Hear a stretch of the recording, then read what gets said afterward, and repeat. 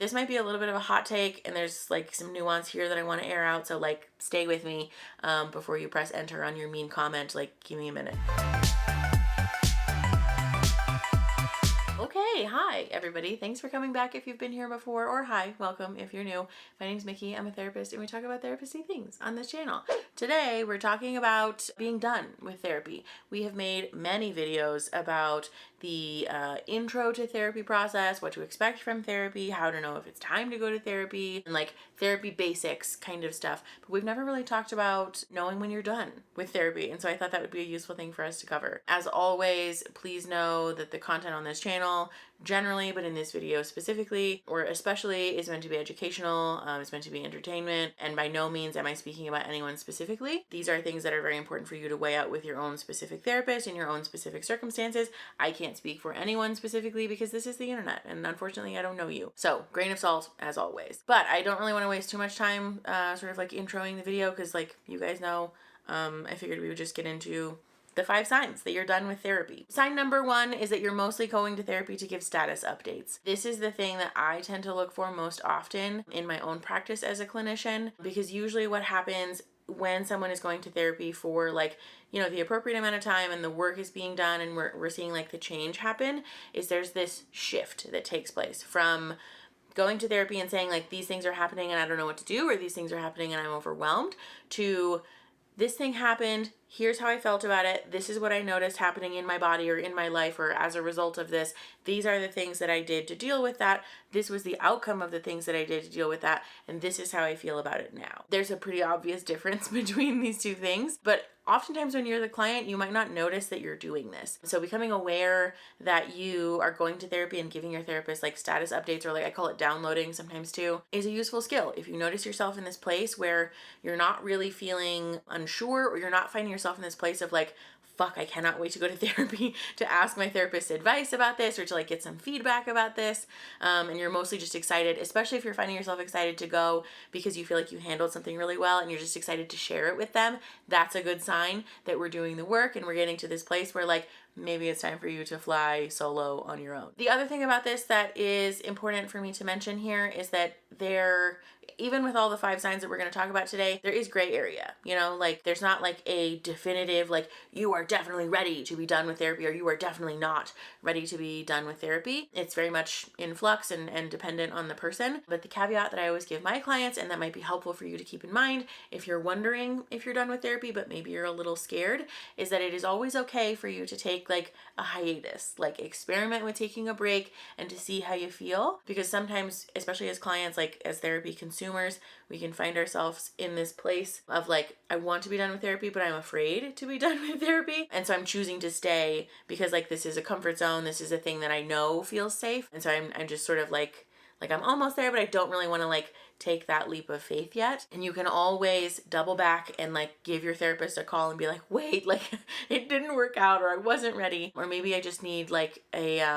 touch-up session or something like that. That's very much allowed. And it's also something that you can talk with your therapist about. If you're feeling like maybe it's time, but I'm not like super duper ready, you can talk about all of the in-between, you know, and not necessarily just like cutting it cold turkey and you're never going to see your therapist again. Thing number 2 is one of the obvious ones, but I wanted to include it because I think there's some useful stuff to talk about here. You've met all of the goals on your treatment plan. Like I said, I know that this sounds kind of obvious, but I think it's important to include because not all therapists practice this way, and it's not to say that all therapists should practice this way. It's very much possible, and it is, you know, a thing. Very good therapists don't always refer back to a treatment plan, but if you are finding yourself in therapy where you're feeling like, fuck, I'm just like going to therapy and going to therapy and going to therapy and like, when am I done, you know? And you're not able to really ascertain what it is that you're doing, having a conversation about your treatment plan with your therapist is very, very useful. In my opinion, good therapists have these goals and are regularly referring to these goals. And like I said, not that all therapists or therapists that don't refer to goals or treatment plans regularly are bad therapists, but it is very much a useful thing to have an eye on because it helps to sort of guide the general direction. And so being aware of generally like where client and therapist want to be going and in theory like should be going is a useful metric. Just as a quick caveat though, it's not to say that treatment plans don't change and adjust because they very much do. It's very, very common, like so incredibly common for clients to come to therapy for one specified issue, and then over the course of a couple of sessions or a couple of months, all of a sudden the presenting issue and the thing that we're working on has changed and shifted. And so please understand that if you have checked off all of your previous goals, but then now there's new goals, it's not that your therapist is necessarily trying to keep you or like suck you into treatment. It is also a very much real possibility that your therapist is just adjusting your treatment plan based on the things that you're bringing into the room. And so like changing treatment plans isn't necessarily a bad thing. It's actually a good thing. Thing number 3, this might be a little bit of a hot take, and there's like some nuance here that I want to air out. So like stay with me before you press enter on your mean comment. Like give me a minute. If you find yourself canceling a lot, or you find yourself just not thinking about therapy as often, it might be time to be done. I know that canceling therapy is very much a human thing, and people cancel therapy appointments for lots of different reasons. That's why I said, hear me out. There's nuance for us to air out here. There's an important conversation to be had about the privilege required to access therapy services in the first place, and especially to access therapy services consistently over any length of time, because it can be expensive, because time is very much a privilege that not all people have. Childcare is not, and transportation, and all of these things that require you to be reliably in therapy for like a consistent amount of time. These are all privileges that not all people have access to, and so I do very much want to honor that. It's not to say that if you're canceling therapy because you don't have access to childcare, because you don't have reliable transportation or reliable access to internet, that you're therefore done with therapy and deserve to be kicked out. Please don't misunderstand. That's not at all what I'm saying. When I say that if you find yourself canceling sessions a lot or not thinking about therapy a lot, what I mean is that if you have like, for example, a recurring appointment on the books, and like the privilege aspect of therapy is not something that necessarily affects you, but you do find yourself feeling like, yeah, it's not a big deal. Like I'm not really super motivated, or I don't really have anything to talk about this week or this appointment, and I just am kind of like, it's fine. Like I'll just cancel it. That can be a sign that we're either done working on things and that therapy is either not a good fit for you, or it's time to take a pause, or to just be done for a little while, or that you and your therapist are not a good fit anymore, which is also like a very normal thing. Not all people finish therapy because they've finished their goals. Sometimes people are done with therapy, maybe not for their whole life, but for right now, because the therapeutic relationship is no longer working. And I really wanted to talk about this because this is very normal and it's okay. I have worked with clients in my own clinical practice who transitioned from working with another therapist simply because they felt like they plateaued. And the feedback that I've gotten is like, when we first started working together, things were awesome. I was loving it. We were vibing. And then, I don't know, like something happened, something weird happened, or like maybe we missed a couple appointments, like we just missed each other, like I had to cancel, they had to cancel, and then like we just kind of missed each other and things were never the same again. Sometimes that happens, and like that's very real, and that's okay. I very much want to normalize people honoring when we have this feeling that like it's just not working anymore, because it's not a sign that you're failing. It's not a sign that you're an asshole or that you're like demanding too much of your therapist. Therapy is this like very inherently personal relationship, and it's very important that you vibe with your person.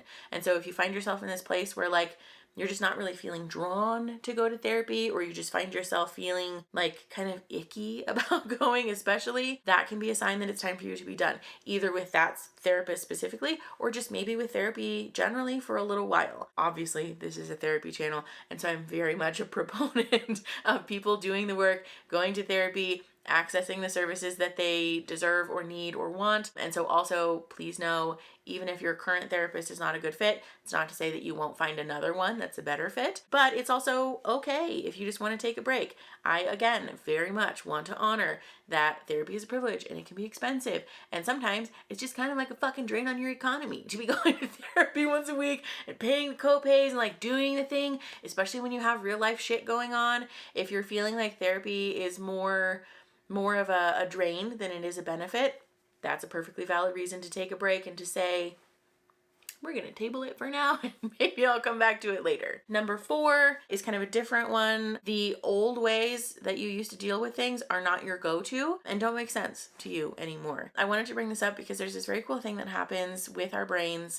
We made a whole video about neuroplasticity that I will put up here in case you haven't seen it, because our brains are fucking incredible. They have this really incredible process where they're adaptable and they're changeable. And the name for this is neuroplasticity. Like I said, we made a whole video about it. I'm not going to go into it. But the reason that I brought this up is that when we reach this point where our old way of functioning no longer makes sense, or it's not our path of least resistance anymore, that's our sign that our brain is starting to change to such a high degree that you're not having to think quite so fucking hard about making the changes that you initially set out to make. Brene Brown, for all her faults and foibles, talks about this on her podcast actually, and I thought it was very like illuminating, this idea of like the point of no return. We sort of pass this threshold of like you sort of can't go backwards. There's like an interesting like historical context for the term point of no return, but basically it just refers to this idea of like passing this point in time where you can no longer go backwards, either because it doesn't make sense or because it's so fucking inconvenient to go backwards,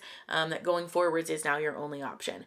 And so when we have this happen in real time, where coping in a healthy way instead of an unhealthy way is like your default, that's our sign that you've passed that point of no return. And it's not necessarily a sign that you're ready to be done right this moment, but if you do find yourself in this place where you don't have to think very hard, or you're just like, not like autopiloting necessarily, but you're finding it just very easy, very adaptable, very like intuitive to operate in this like ideal, highest self kind of way, that's a good sign that the work that you're doing is sticking. And it can be a good sign that if you want to, you can take a break or be done with therapy. The other thing about this step that I wanted to address here is that, like I said, you don't necessarily have to use this as your indicator that it's time to be done with therapy right this moment, but it can be a great time to explore conversations about next steps with your therapist. This can look like spacing out the frequency of your appointments. So if you're going to therapy weekly right now, you can talk about going bi-weekly or monthly instead, or you can talk about, like I mentioned earlier, taking a break or like a little hiatus. You can talk about just doing like a little, like a touch-up session every now and again. There's lots of different options in terms of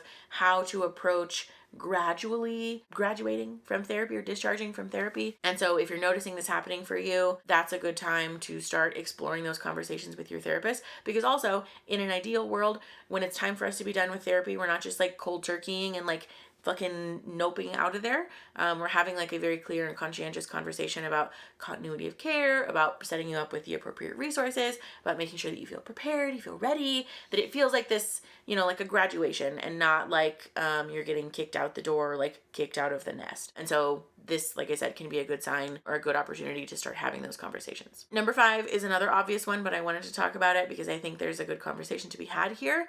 Your therapist says that you're done. I know that this can seem sort of silly, like a dumb thing to say, but I wanted to mention it for all of my like fellow anxious friends who have this tendency to be very like self-evaluating and do the thing where we're sort of constantly evaluating ourselves and thinking about like, am I doing it right? Am I doing the right thing? Is it time? Is it not time? Because it's a very overwhelming process. Or like just emotional experience to be doing this. And so if you are that person, if you find yourself in this place where you're sort of like, please know that primarily the person who's supposed to be assessing whether it's time for you to be done with therapy or not is your therapist. You don't always have to have your eyes on whether it's time for you to be done. Don't get me wrong, I'm very much in favor of people being conscientious consumers, being well-informed consumers of therapy, obviously, and I will like die on the hill that you are the one who is allowed to make decisions about your own care. Ultimately, it's your choice, but also it is okay for you to not be the person who's like constantly thinking about it. Please know that your therapist, and like any good therapist, should also be doing the thinking and sort of be gradually observing and screening and keeping an eye on your progress, how you're doing, your goals and your treatment plan like we talked about, and just like, you know, helping to create this environment that's gradually funneling you towards an eventual discharge. I've talked about this on the channel before, but for those of you who haven't seen any of those videos, or in case I've privated them at this point, therapists have no vested interest in keeping you in our office forever. Don't get me wrong, love my clients. Therapists love the work that we do, and we do genuinely love working with our clients, but also our job only continues to function if A, we're getting clients in and out and we're able to see new clients, but B, it's not fair for us to keep the same clients for like forevermore. We can sort of tiptoe into like unethical territory when we're keeping people who no longer need our help and just making them feel compelled to give us money every week. And so we have a vested interest in making sure that we're doing right by our clients, by setting them up for success, by helping them achieve the goals that they've set out to achieve, so that you can go and live your best life and run off into the sunset and go do other cool fucking shit than sit in my office and listen to me like poke and prod you once a week, you know? And so therapists are supposed to be doing this. Like, good therapists should be operating as your therapist with this in mind pretty much all the time, if not most of the time. And so I wanted to talk about this, like I said, because while all of the other tips are useful things for you to bear in mind and to sort of be observing about your own self, also, please know that you don't have to be doing the thing where you're constantly self-evaluating from this place of feeling like you're being a burden or taking up too much space or like taking too long.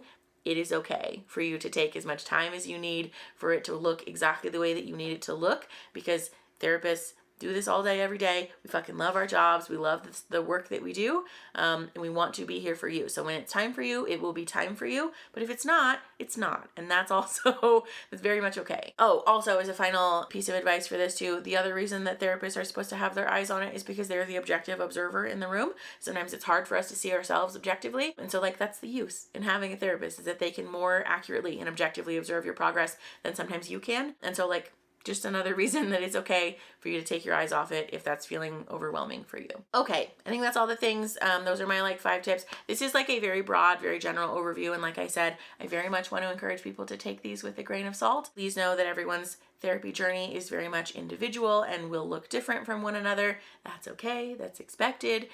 Nobody's fucking brain looks like anybody else's fucking brain. And so your circumstances will very much vary from someone else's. And so, you know, like I said, grain of salt as always. I hope that you guys enjoyed this video though. I hope you found it useful. Please let me know if you guys have other thoughts or feelings or opinions, or if there was something else, like if you had a moment where you were like, oh my God, I'm done with therapy, please put that in the comments if you're comfortable, because I'd love to know what your epiphany moments are. But generally, like the video if you like the video, subscribe to the channel if you'd like to stick around, because I'd love to have you stay, and share the video to help the channel grow and to help each other grow.